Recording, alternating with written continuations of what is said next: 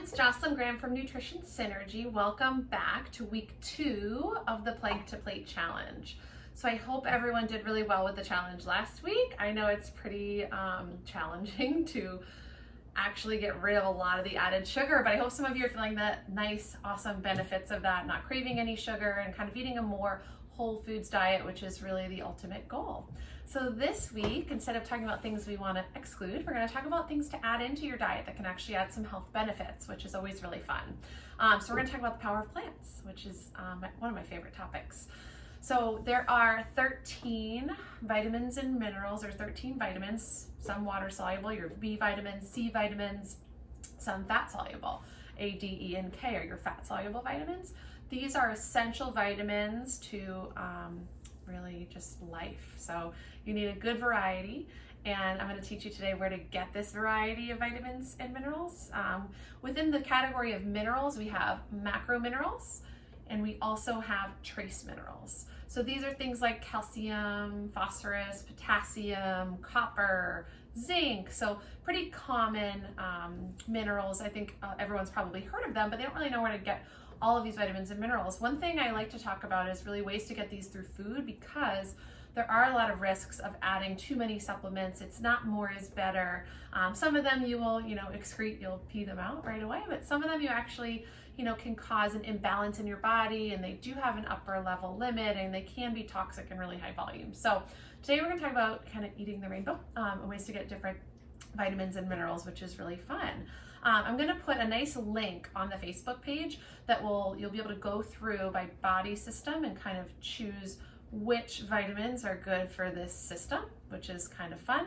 And you can also choose if there's a vitamin, one of your favorites, like B12 is really popular for energy. So if you want to learn a little bit more about what B12 does, there's going to be a link. You can go by body part, by vitamin, whatever you'd like, and you can learn a little bit more about your favorite vitamins. So I'll put a link on the Facebook page for that.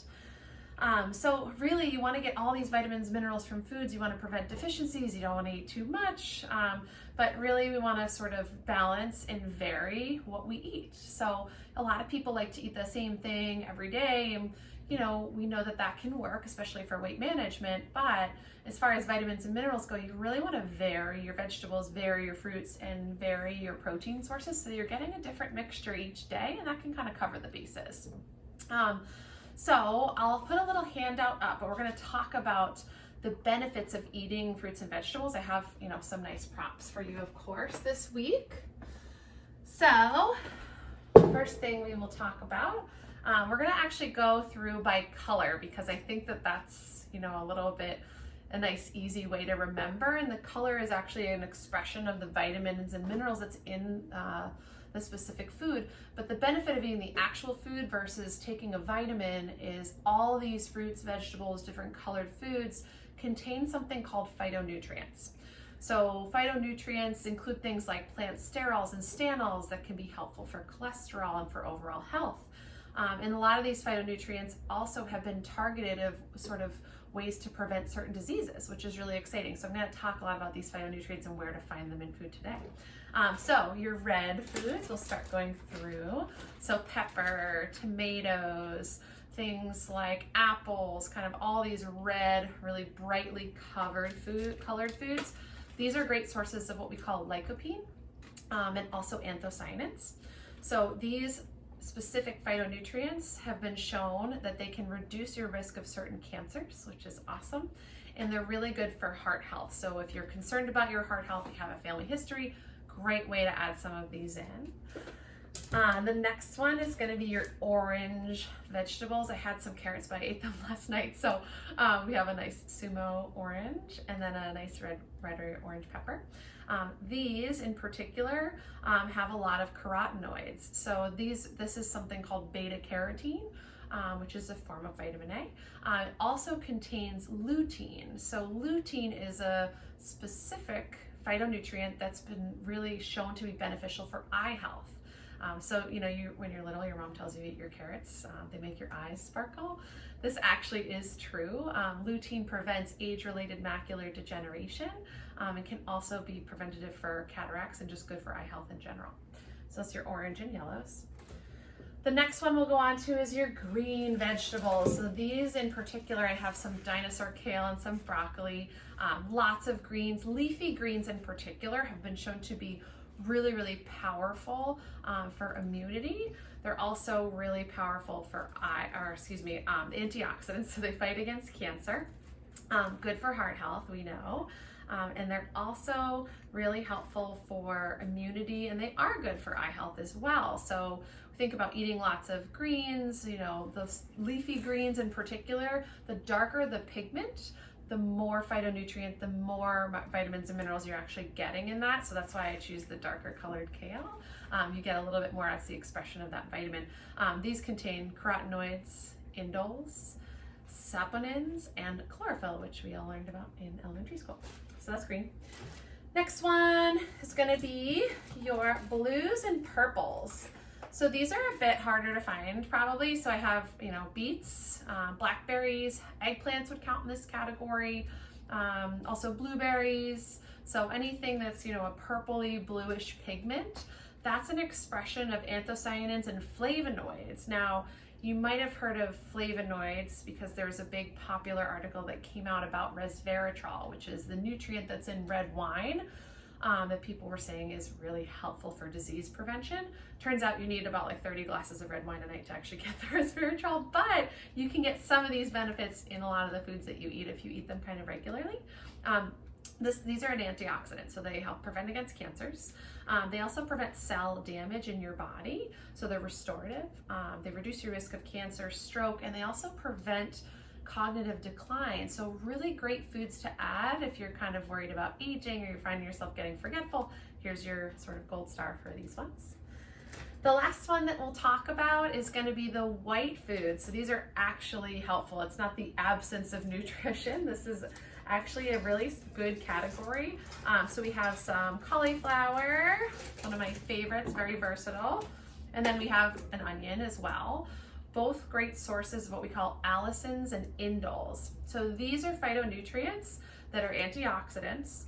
They also are antiviral. So we used to use things with a lot of these, you know, foods back in the day when we were kind of disinfecting and working on antiviral before we had the sterilization that we have in the operating rooms and things like that. These were kind of used as a way to sterilize. So they also have some antibacterial properties, which is excellent. They reduce your risk of cancer, stroke, and heart disease, and again, great for immunity. So those of you feeling that common cold or that flu going around, some of these white foods and the green foods are going to be particularly great for you, as well as the orange foods. So you can tell there's kind of a good variety, lots of color in all of these, but now you know that eating the actual food, getting the different colors can be really preventative of certain diseases. Also, the benefit of eating lots of fruits and vegetables is you're getting more fiber in the diet, you're getting usually less carbohydrate, and you're just getting a lot more nutrition. So also less calorie dense. So obviously we know to eat our fruits and vegetables, but now you know a little bit why. So I'll post a little picture on our website kind of reminding you why these are so good and what the benefits are in particular. But I also want to go through our weekly challenge now. So this is the sheet that you'll see on the website. So kind of ways to eat the rainbow for optimal health. So it goes through red, orange, and yellow, green, blue, and purple, and then white. Also ways to kind of add them in. So this will be posted on Facebook. And now for our challenge this week. Of course, it is a fruit and vegetable challenge. So you have two options. Challenge number 1, you can choose to eat 5 servings of vegetables and 1 to 2 servings of fruit per day. Or option 2, you can really kick it up a notch by eating 7 servings of vegetables and 1 to 2 servings of fruit per day. So this is a lot of vegetables and a lot of produce. Down the bottom, this gives you serving sizes for everything. Again, this will be posted on the Facebook page. You have on one side your non-starchy vegetables. So these are like leafy greens, arugula, bok choy, kale, broccoli, cauliflower. The serving size for these to count as 1 serving is about 1/2 cup cooked or 1 cup raw. You don't need to measure. The size of your fist is about the size of a cup, so you can kind of estimate. So you want to find ways to increase those non-starchy vegetables, preferably lots of colors. The middle row, we have our starchy vegetables. So these ones have a different serving size because they contain more carbohydrate. We want to be cautious not to eat too many of these, especially if we're watching for blood sugar control, or you're reducing carbohydrate intake for weight maintenance or weight loss. So those are all assigned a different portion size. And then your fruits are on the far side. These also are assigned a portion size to be about 1 serving of carbohydrate, so that's about 15 grams. So one thing I like to point out is an apple, like a small apple is actually 1 serving. A large apple, like those amazing Honey Crisps or the Cosmic Crisp, that's going to be about 2 servings of carbohydrate and 2 servings of fruit. Banana, same thing, about half a banana is a serving. So if you eat a full banana, that counts as 2 servings of carbohydrate, 2 servings of fruit. And berries are usually around a cup, melons are around a cup, and then dried fruit is about 2 tablespoons. So you don't have to be exact, but the goal is to try and increase your fruit and vegetable intake. So this will be available to you on the website. So a couple things that might help you with this. Everyone's thinking, how do I increase my fruit and vegetable intake? 7 servings, when am I gonna eat that?